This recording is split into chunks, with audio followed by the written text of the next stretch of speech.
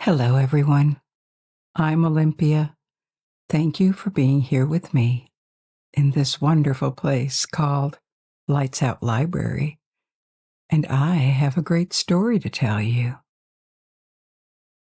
We are going to travel across the Pacific Ocean tonight and discover a myth of the Polynesian peoples, spanning from Aotearoa, also known as New Zealand, Hawaii, Tahiti, and more. We will also discuss what is known about the Polynesians' migration and settlement in islands that are separated by thousands of miles of ocean. Our first story will be the story of the hero and demigod Maui, and I'll tell you more about its significance afterward. But first, allow me to take just a few seconds of your time to let you know that we have a Patreon page for those of you who wish to and can support this project, get more from it, and listen ad-free on your favorite podcast app. Patreon is a platform that allows you to contribute directly to our work financially. If you join, you will gain access to various new features. For example, you will have the option to listen to all episodes with or without background sounds and receive regular bonus episodes. We already offer 5 exclusive episodes to our Patreons, the latest of which is The Phantom of the Opera. In addition, you will have the capability to download all these audios and participate in selecting future topics. We also offer advance releases and updates on upcoming episodes. We hope to see you there soon so that we can continue developing Lights Out Library, which we enjoy so much. You will find a link in the description box and pinned in the first comment under the video. As always, you do not need to watch the video to follow along. If you fall asleep and wish to resume the video later, or jump directly to a particular part of the story, timestamps are also listed in the description and pinned in the first comment, as well as links to different streaming options like Spotify, Apple Podcasts, and Amazon Music, which may be better suited for you. We ask that if you can, please subscribe to the channel and click the like button. This helps us promote the channel and eliminate advertisements as much as YouTube allows us to. But before we begin, if you wish to, you may close your eyes and allow yourself to forget about any worries as we embark on this adventure together. Now assume a comfortable position. Maybe move a little bit to settle. Take a long, deep, relaxing breath, and when you slowly exhale, feel your shoulders drop. Release the tension in your neck. Let your face soften and your jaw relax. Make sure your fingers are not clenched and that your legs are relaxed too. And allow the sound of my voice to guide you through this journey. And now, it's time for some storytelling. Once upon a time, so long ago, that the grandfathers of our grandfathers didn't live in those times, the world looked very different. There were fewer islands back then. Birds were invisible. Day and night were unpredictable, and sometimes the sun disappeared unexpectedly, which made farming and fishing more difficult. Moreover, men had not yet discovered the secret of fire, and they had to live in complete darkness. The heavens were also very close to the earth, which left little room for people to live and for plants to grow. At that time, gods and mortals mingled with each other. Sometimes they fell in love and had children. One day it happened that the moon goddess, Hina, got married to a village chief, and together they had 4 sons. The first 3 were born as normal human beings, but the last of them, Maui, inherited some of his mother's divine nature. He was a demigod, part human being, part god. He could shift shape and appear as a man or an animal. And far from being shy and cautious, Maui liked to use his powers to play pranks, ridiculing anyone, man or god, who dared to displease him. He could be annoying and arrogant at times, but he also had a good heart and was never intentionally mean. Despite his different nature, making him an outcast, he was well liked by his parents and siblings. He soon developed a reputation as a trickster in the village. Sometimes his 3 brothers excluded him from their activities, especially their fishing expeditions. The 3 brothers were excellent fishermen and often brought back enough fish to feed the entire village. Maui, however, was odd and had a reputation for being a bad fisherman, prone to bringing bad luck, so they wouldn't let him accompany them on their boat. From temper tantrums to threats, he tried everything to earn their acceptance until they begrudgingly allowed him to come along, hoping it would silence him. And so finally, one day, the 4 brothers went fishing together. Maui, proudly standing at the forefront of their boat, was ready to show his skills. To help his cause, he brought a magical fishing hook and chose a feather from his mother's pet bird as bait. Unfortunately, things did not proceed as planned. The brothers began fishing, but instead of the usual abundant catch, they waited and waited, their nets ominously empty. Their frustration grew, and they began blaming Maui for their ill luck and failing to fulfill his fanciful promises of a bountiful haul. Maui hadn't yet used his magical hook, and it was the last card he had to play. As always, he feigned confidence and assured his brothers of a substantial catch. The 3 brothers remained skeptical and commanded him to stop the chatter and act, giving Maui a final opportunity to prove his worth.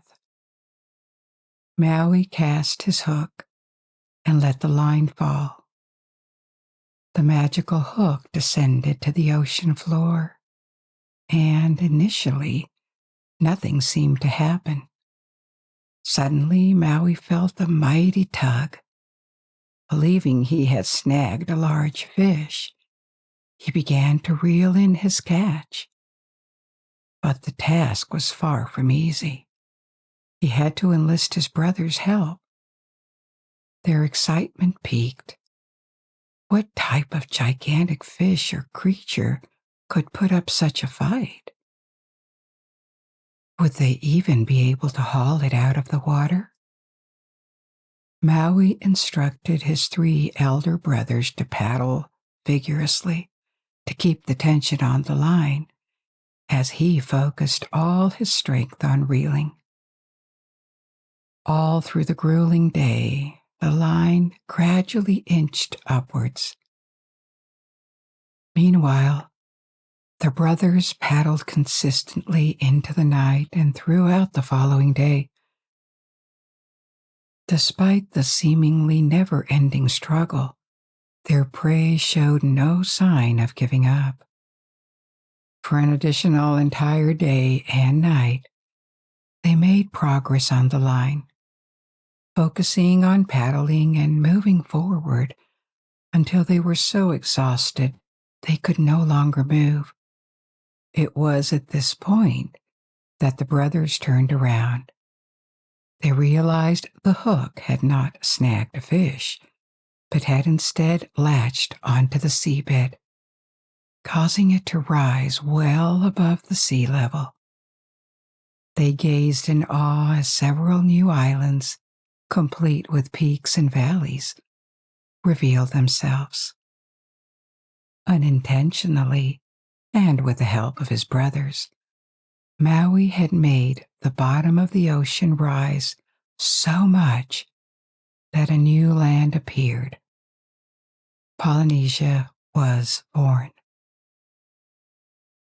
But the world was still different from what it would become. Maui had modeled it unintentionally, just by trying to prove his worth to his brothers.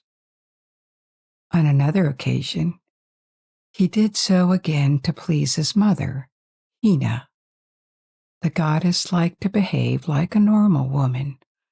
While male villagers went fishing, building, or hunting, she had her daily tasks. She wove, she cooked, and she kept her home clean and welcoming. However, she complained that her workday was limited due to the short duration of sunshine hours. The world was illuminated by Kala, the sun god, and Kala had a restless nature. He crossed the sky very swiftly and then disappeared for a long time, plunging the world into darkness. Some days he was so swift that daylight lasted only a few hours. At other times he was slower. But this was completely unpredictable, and it made the world a difficult place to inhabit. Maui wanted to help his mother, so he decided to do something about it. He took his magical hook and wove a long, solid rope. Then he went to Haleakala, the house of the sun, where the sun god rested between his erratic crossings of the sky. Kala was powerful and burning hot, but using his powers and his hook and acting when the sun was asleep, Maui managed to capture him and tied him to a tree. Kala pleaded to be released, as the god felt the need to move and couldn't stand being a prisoner. Maui agreed to release him on one condition: that the god would now fly high into the heavens and slow down his journey to remain visible for as many hours as he disappeared each day and night, and until the end of time. Kala agreed, and since then we have lived in a world where night and day are consistent. But the night was still very dark, so using his hook again, Maui placed the moon into the night sky. The moon would provide a softer light, and mankind would never again have to live in complete darkness. The effects of Maui's good deeds were immediately evident. The villagers could lead more productive and happier lives. They could plan their days, do more things, and never be afraid of the dark again. Maui's new feats along the creation of new islands had earned him the respect and affection of many, and he liked it. Therefore, he decided to do more of them. The world was still far from perfect. Another problem was that the sky was very low then. It was like an invisible ceiling that you could reach by climbing a tree. And some higher parts of the island that emerged from the infinite sea surrounding them, it was impossible to stand up. People had to walk on their hands and knees. This made fishing, hunting, planting, and harvesting a constant struggle. Even worse, the sky was slowly descending. What would happen when it touched the earth and the room for mankind had entirely vanished? Maui felt empathy for the earth's dwellers and decided to help. So he set out to raise the falling sky. On this occasion, physical strength couldn't reverse the sky's fall. It was just too large and heavy. But what physical strength couldn't do, spiritual energy might achieve. Maui's father was an expert in this field, and Maui sought his assistance. They sat down, facing each other, and combined their spiritual strength, lifting their spirits towards the sky and pushing as strongly as they could. The sky was so heavy that it didn't move at first, but they persisted, and their combined energy began to work. There was an enormous noise.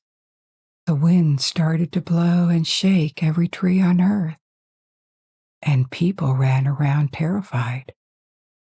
The earth trembled, slowly at first, and then faster and faster. The sky began to rise, up and up, so high that no human being nor bird could ever reach it again. People who were walking on their knees could stand upright. The tops of the trees that previously grazed the sky could suddenly soar with majesty as the rumbling noise of the sky receded. It was replaced with a jubilant sound of people and the happy chirping of birds who could now fly freely. The world had been saved and expanded beyond human imagination. All thanks to Maui. In this newly expanded and freer world, birds sang and flew more than ever, but people didn't know it. At the time, birds were invisible. People could hear them as they populated the trees. Sometimes they could feel the wind made by their wings, but no one ever saw a bird except Maui. One of his powers was the ability to see birds, and he not only delighted in their melodious music, but also liked to observe their colors and the variety of their shapes. Still, no one could join him in enjoying this vision, which made Maui aware of the limitations of the human condition. Even though there were now more islands, day and night were regular, and people had more room to live, human life remained spiritually and materially very limited. He thought about giving more to his human friends, for whom he felt compassion. He prepared a spell to bless every human and give them the ability to see birds. This also gave him a chance to realize that there was more to the world than was visible, suggesting that beauty could be within the reach of anyone who was able to see beyond appearances. The spell worked, and since then we can see birds, and through this vision we receive an invitation to evaluate ourselves in many possible senses of the term: aesthetically, sentimentally, spiritually. Maui had now acquired more wisdom and had grown a lot after all these good deeds. He thought of yet another gift that would immensely benefit humanity. Men had not yet mastered the secret of fire. They sometimes found fire that they could collect from natural embers or when a volcano erupted, but they didn't know how to create it, and so they often lost the flames when it rained or when they forgot to feed them. When this happened, they had to traverse dozens of miles to find another source of fire, living in constant fear of losing this precious source of light and heat. The secret of fire was unknown to men, but not to everyone. A tribe of intelligent birds knew how to create fire, and their chief was a mud hen, a bird that somewhat resembled a duck. Mud hens appeared in winter and flew to another part of the world in the summer. But this bird was not an ordinary one. Like Maui, it was a half-divine creature that had taken this appearance. It possessed more power and knowledge than most creatures. Maui, who had acquired more strength and will than any other human being, save for the gods, traveled to the place where the tribe of birds lived, intending to confront their leader and uncover the secret of creating fire. When he found the tribe and asked to talk to their chief, the creature refused to reveal the secret, making Maui strangle it. The bird knew that the secret to creating fire was rubbing two sticks together. But this secret was so precious that it did not want to let it spread. It deliberately directed Maui to rub the wrong sticks together and tried to convince him it didn't work solely because he was not gifted enough. Disbelieving, Maui grew angry at the mud's hen deceit. So he strangled the bird with a bit more intensity. In its distress, the bird finally submitted and told Maui to use 2 sticks of kiave wood, which were the correct type. It worked, and the secret was finally revealed. Yet Maui decided to punish the bird for its deceitful behavior. So he seared the head and the neck of the bird with a flaming stick.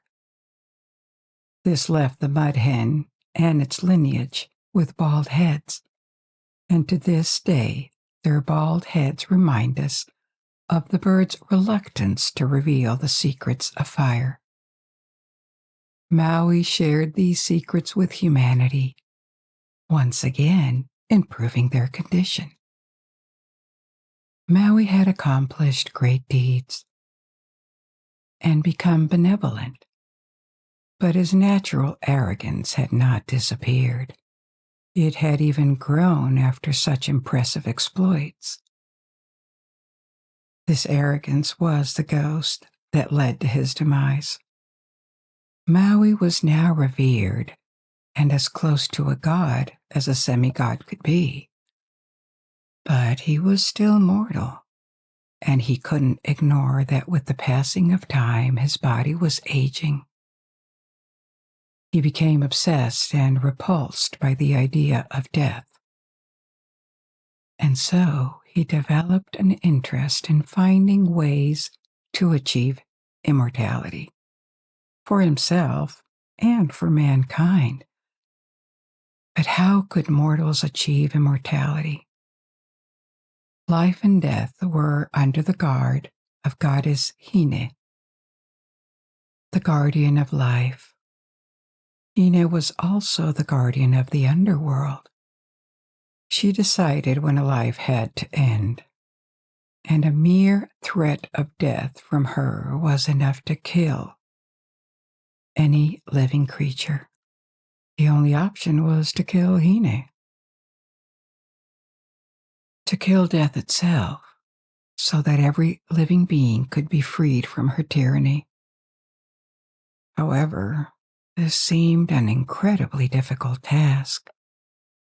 How does one approach and kill a goddess who could take your life with a single look or a single thought? Maui planned to approach her when she would be asleep.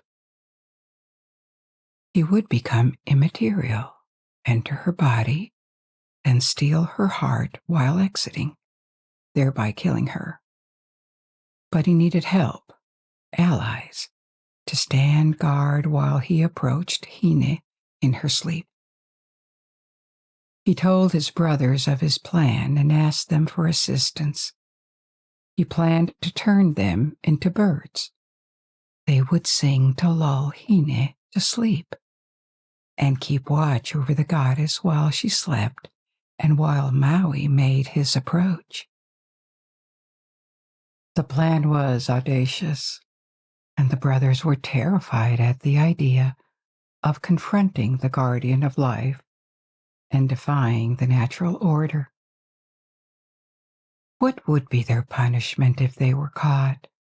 Yet he managed to convince them, and so it was done. As the goddess fell asleep, Maui became immaterial and approached her, entering her body as a spirit.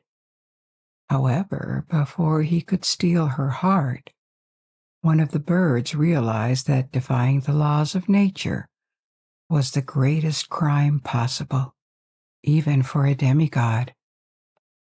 In betrayal, the bird emitted a loud sound that awoke the goddess. As soon as Hine awoke, Maui, who was still inside her body, was killed. The greatest hero had fallen and lost what time he had left to live in his quest for immortality. Maui is universally recognized and respected as a legendary hero, a demigod throughout the Polynesian world, from New Zealand to Hawaii, Tahiti, Tonga, and Samoa. However, because these different cultures have lived separately for many centuries, there is a tremendous variation in the representation of Maui and the details of his exploits. Even so, the main lines are similar. The story I just told you mostly adheres to the Hawaiian tradition. But for example, to the Maori, he lifted one of the islands of New Zealand from the ocean floor.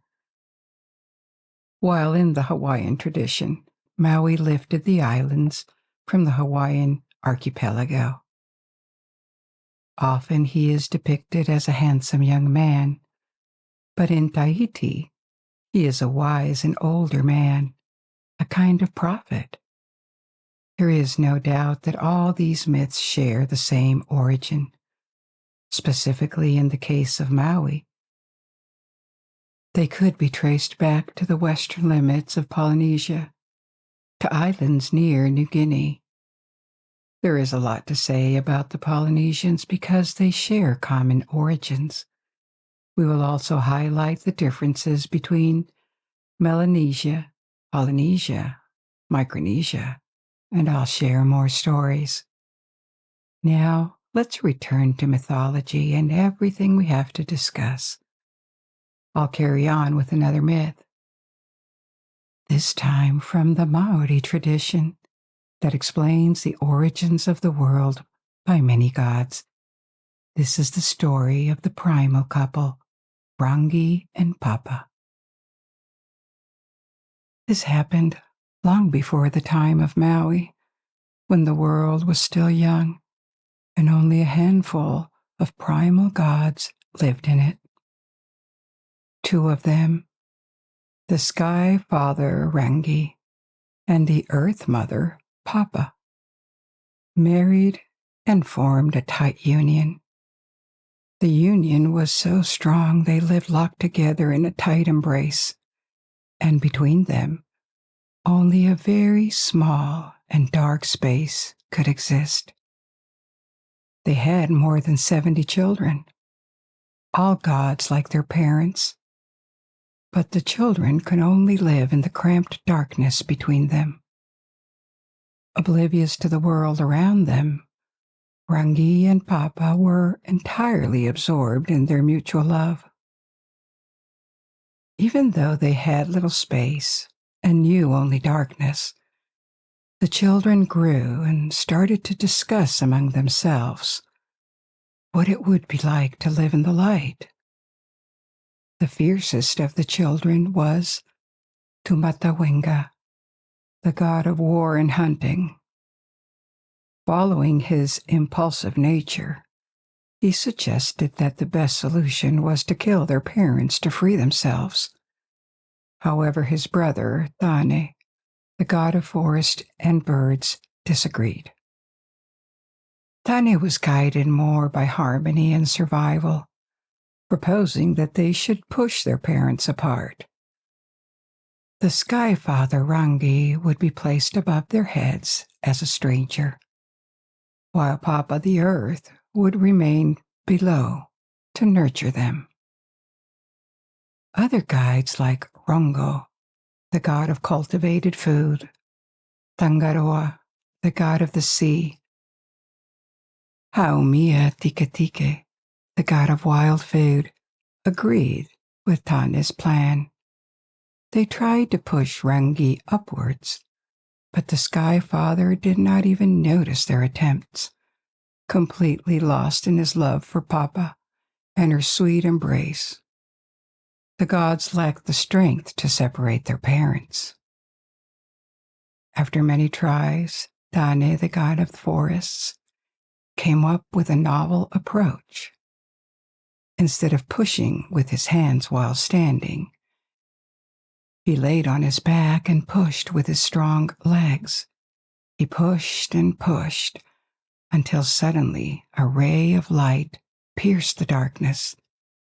In a deafening noise, Rangi and Papa began to drift apart. The unexpected separation surprised them, and they cried out in grief and pain as light filled the world between them, allowing their children to discover its beauty. From the breaking of this primal love, the separation of sky and earth, our world appeared. For the first time, the gods had space to move, fly, and breathe freely. Their joy, however, contrasted with the despair and cries of their grieving parents, resulting in Rangi's shedding tears that sent abundant rain onto his wife, the earth. Most gods ignored their parents' pain, too engrossed in their newfound freedom. One exception was Tawhirimatea, the god of storms and winds, who was enraged by the separation of his parents and their desperate cries. Although he knew the deed was irreversible, Tawhirimatea vowed they would feel his wrath. He left his siblings on earth and ascended to the sky to join Rangi and prepare for his attack. In this new world, as the first day ended, war had already appeared. A war between gods that would rage in both heaven and earth. In the sky, Tawhirimatea raised an army of children, including diverse types of winds and clouds such as whirlwinds, gloomy thick clouds, hurricane clouds, thunderstorm clouds, as well as phenomena like rain, mist, and fog. He launched his first attack against one of the gods guilty of the separation of Rangi and Papa. Tane, the god of forests. The forests of the world were caught in storms, and the flying dust blanketed everything. Even the grand forest trees of Tane were smashed and fell to the ground. Then Tawhirimatea turned his anger towards Tangaroa, the god of the seas. Huge waves rose, whirlpools formed, and Tangaroa fled in panic. Meanwhile, as the god of the storms prepared his onslaught and sired more children, the other gods residing on earth also gained kindred. Among Tangaroa's descendants were Ikatere, the father fish, Tutewehiwehi, the ancestor of reptiles. They both were struck by terror at the storm god's attack. In response, Ikatere and his progeny, the fish, found refuge under the sea, whereas the reptiles fled to the forest, the realm of Tane, abandoning their ancestor, the god of the sea. Up until this point, Tane and Tangaroa had maintained a friendly relationship, but the factor of Tane providing asylum to Tangaroa's runaway progeny, the reptiles, caused their relationship to sour. Since then, Tane has provided men with tools of the forest, such as canoes and nets and fish hooks, to catch Tangaroa's sea descendants. Tangaroa in return retaliates by capsizing canoes, sweeping away houses, land, and trees out to the sea during floods. This eternal conflict, which began during the first ever war, still rages on to this day. However, this wasn't the only conflict born out of these early times. Tawhirimatea, having already weakened both Tane and Tangaroa, then turned his wrath towards the gods of food, those who ruled over both cultivated and wild produce, and Tu, the progenitor of humankind. The divine resistance began to organize to repel his attacks, especially when addressing Tu, the father of humans. Tu resisted and successfully repelled the fury of winds and clouds. The anger of the gods subsided. The world started to regain balance, and peace began to return. However, this peace is never entirely guaranteed, given the continuous struggle between the storm, forest, and sea. In this fight, humankind has an active part, alongside the trees, fish, and reptiles. Tu, the father of humans, reflected on the actions of the other gods during the separation of their parents and their cowardice during the attacks of Tawhirimatea. So, humanity, as descendants of Tu, must repay the other gods for their shortcomings. They capture birds, children of Tane, and use the forests for timber or fuel. They catch fish from the waters of Tangaroa, devour food, and utilize wild plants for crafts, such as weaving baskets or constructing roofs. In this way, Tu eats a little part of all his brothers, repaying them for their past actions while using his descendants, humankind, to maintain their control. The only one he could never subdue is Tawhirimatea. For this reason, storms and hurricanes continue to assail mankind to this day. So our world emerged, one of beauty, land, and sea. where ancient conflicts persist between the gods and beyond them, the primal elements they represent. Since then, all the gods have been freed from the embrace of earth and sky, all except one. There was another child of Rangi and Papa, who was never born and still resides inside Papa, underground. Whenever this child kicks, the earth shakes. This is what causes an earthquake. His name is Ruaumoko. He is the god of earthquakes and volcanoes. Forever separated, Rangi and Papa continue to grieve for each other. When it rains, it's Rangi's tears that fall towards Papa. At night, when the sky appears illuminated by countless stars, these are lights that Tane placed along the sun and the moon to appropriately dress his father. Through a long and conflict-ridden genealogy, we are all descendants of Tu, the son of Rangi and Papa. The earth and sky are our ancestors. Let's discuss Polynesia, the origins of its myths and how they spread. First, what is Polynesia? It is not a country or a continent, but rather a region of the Pacific Ocean, predominantly comprising more than 1,000 islands, sometimes referred to as a Polynesian triangle.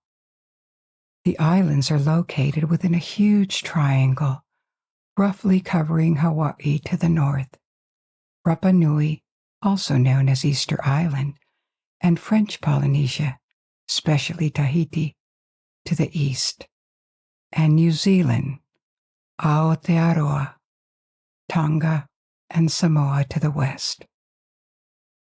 The distances within this triangle amount to thousands of miles, yet the natives from these islands form a closely related group of people.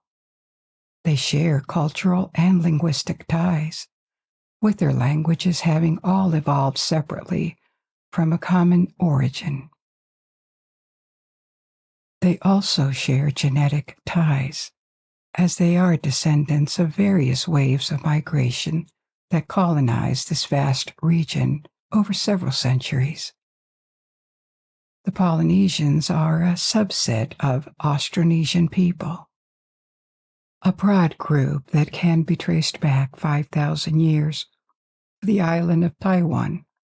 Modern-day Taiwan is predominantly inhabited by the Han Chinese due to a migration from the continent. But the indigenous Taiwanese people originated from Southeast Asia. Taiwan is considered a starting point because it was here that crucial maritime inventions took place. The island's inhabitants began to develop ocean-going sailing technology, believed to be the first on Earth. Innovations such as catamarans, outrigger boats, and the crab claw sail, a highly efficient, easy-to-maneuver type of triangular sail, emerged over several centuries. Using these inventions, the Austronesians from Taiwan began migrating by sea between 3000 and 1500 BC. The lands they discovered served as bases for their further expansion. They reached the Philippines, Southeast Asia, and beyond. To the west, they went as far as Madagascar, located on the other side of the Indian Ocean. To the south, they reached New Zealand, and to the east, Hawaii. The furthest known point of their expansion is Easter Island, Rapa Nui, in the Southeast Pacific. It is not proven that they may have reached America via the Pacific Ocean. Over time, due to the vast distances, they culturally and linguistically diverged. Languages belonging to the Austronesian family are now spoken by almost 400 million people. The languages with a large number of speakers are Indonesian and Malaysian, but more than 1,000 other languages also exist. Ethnically, Austronesians can vary significantly from those who resemble the East Asian Han Chinese to those who could be mistaken for Africans due to their dark skin. European explorers and ethnologists in the 19th century divided Austronesia into subregions based on their inhabitants' appearance and perceived cultural similarities and differences. So these categories may not always be relevant, but they have persisted nevertheless. In the Pacific, there are 3 main cultural areas populated by Austronesians. Polynesia is the largest one, and to its west are Micronesia, which includes the Mariana Islands, Kiribati, and the Marshall Islands, and Melanesia, which encompasses New Guinea, Solomon Islands, Fiji, and New Caledonia. The term Polynesia was coined by Europeans and comes from the Greek meaning multiple islands. It was first used as Polynésie by a French writer in the 18th century and later adapted into English as Polynesia. In their various languages, the Polynesians have adopted the term, and it is widely accepted to make cultural sense. The branch of Austronesians that migrated to Polynesia managed to retain much of its cultural unity, as the islands they encountered were often uninhabited, allowing them to preserve many common cultural traits. This is evident in their myths, which, despite having local variations, clearly share common origins, and their languages that, although distinct, remain deeply connected. The migration into Polynesia took centuries and is thought to have begun around 3,000 years ago, or around 900 BC, starting with the Samoa and Tonga Islands. Over the span of 2,000 years, Polynesians expanded their territories by leaping from island to island towards the east and south. Around 900 AD, or just slightly over a millennium ago, they reached Hawaii. It is believed that Easter Island was the last significant island colonized during the European Middle Ages. But their migration was not linear. For instance, New Zealand experienced a wave of migration, and 5 centuries later became a focal point from which migrants occasionally returned to their ancestral lands. The distances between these islands often spanned hundreds, if not thousands, of ocean miles, with Easter Island being a prime example. The Polynesians' ability to undertake such extensive travels during this era is genuinely remarkable. Their knowledge of astronomy substantially aided their navigation endeavors, despite the fact that their boats were relatively small.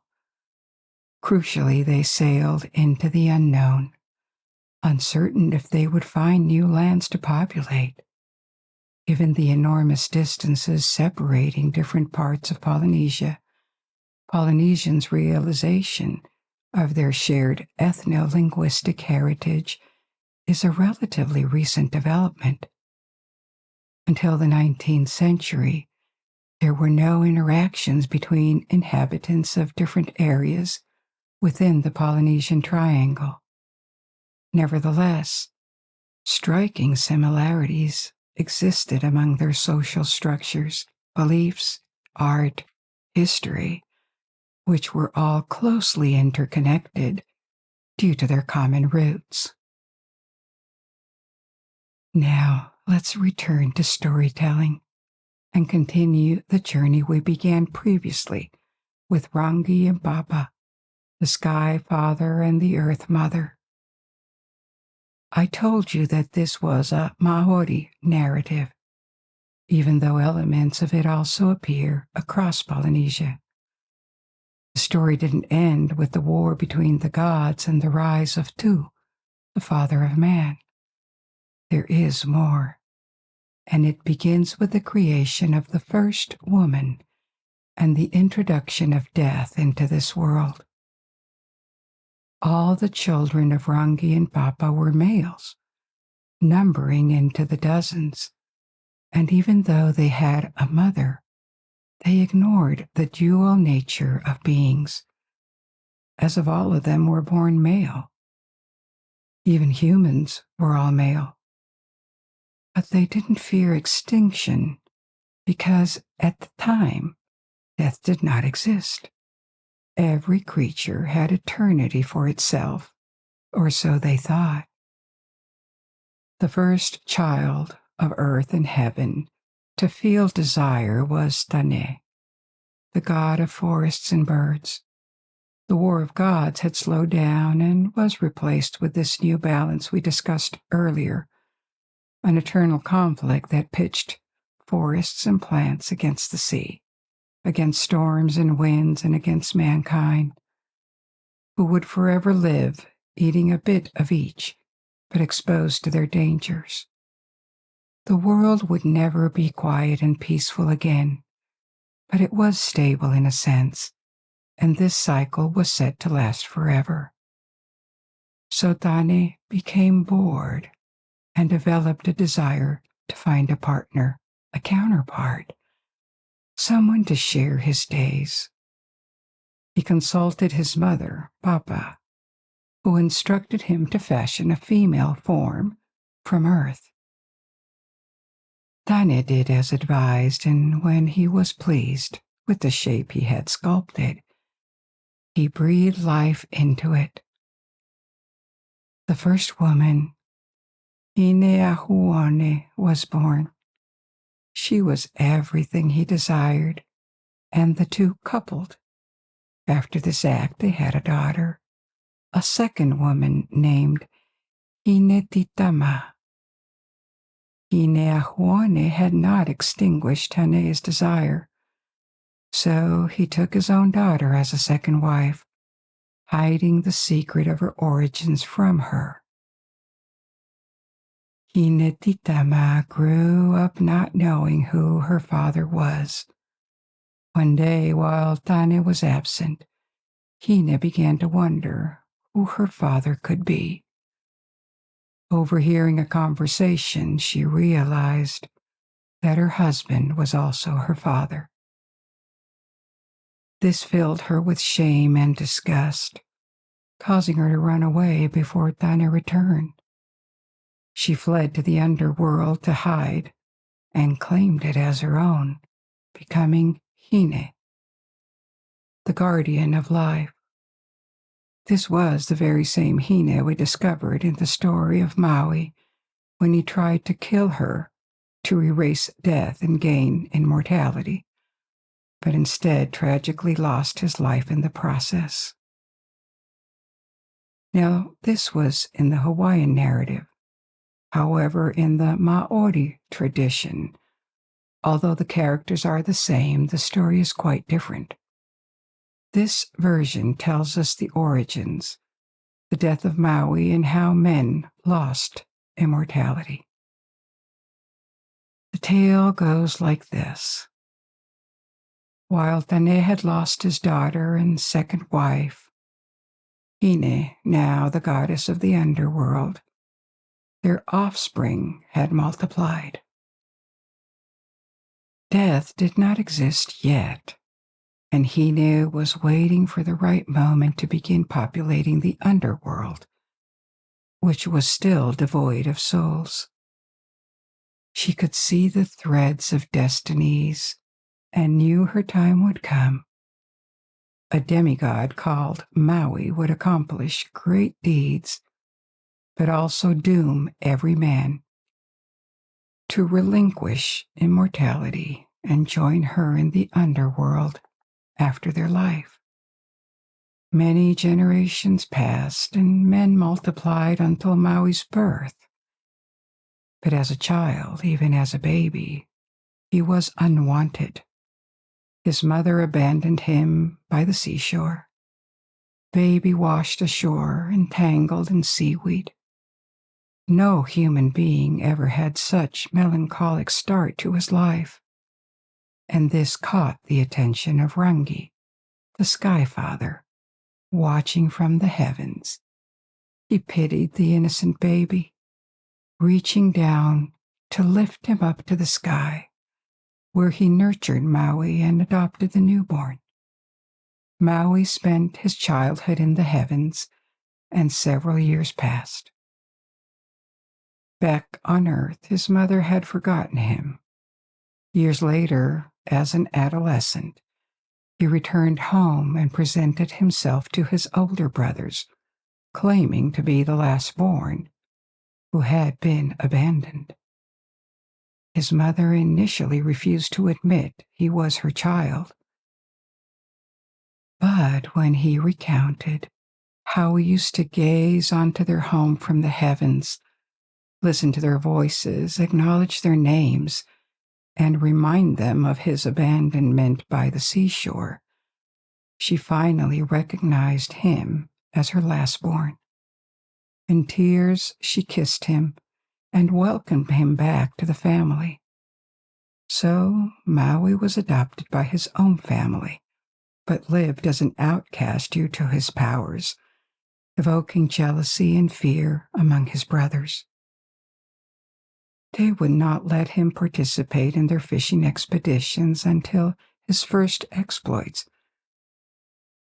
when one day he went with them with a magic hook and lifted the southern island of Aotearoa from the ocean floor. Then they accepted him and became his partners and support in many other accomplishments. He raised the sky, made pearls visible, tamed the sun, and balanced the night and day. Many years passed, and Maui became a hero.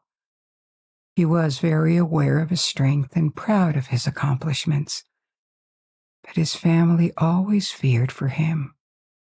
One day his father told him that he was afraid that he would find a stronger opponent and be defeated. Maui asked who could it be, because to his knowledge, no one was stronger and more able to fight than he was. His father mentioned their ancestor, Inenuitepo, the great goddess of the underworld. At dawn and sunset, her light flashed just where the sky met the earth. Maui was intrigued and offended that the being could be considered stronger than him.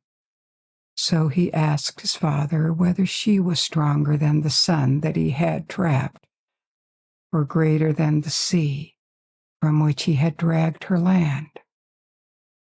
His father had to admit he didn't know, but Maui had been intrigued by what looked like a new adventure, and he decided to embark on a quest to find Hine and defeat her. Her father told him she was a giant. Her body was that of a human being, but her eyes were green stone, her hair was sea kelp, and her mouth was monstrous, like a fish from the depths of the sea. The entrance to the underworld was between her legs, and she could force anyone to pass through it and stay a prisoner forever. Maui now needed to confront Hine, and he went on an expedition with 4 little birds. They went to the limit of earth and sky where Hine resided, and they found her asleep. His father had told the truth. She was even bigger than he had said. Even lying on the ground with her legs open, she was higher than a house. The vision of her sleeping, abandoned, had something ridiculous, and the birds wanted to laugh. But Maui stopped them immediately, as waking her up would be their death. He told them that he would have to enter the body of Hine using the passage between her legs and cross it to exit by the mouth, because there was no other way she could be killed. It would be of crucial importance that the birds do not laugh while he was doing this, however ridiculous and disgusting this might be. The birds really wanted to laugh, but they promised, and Maui approached the goddess still asleep. Near the entrance of the underworld, between her thighs, there were sharp flints of obsidian and greenstone, and Maui passed between them cautiously to avoid making noise that could wake her.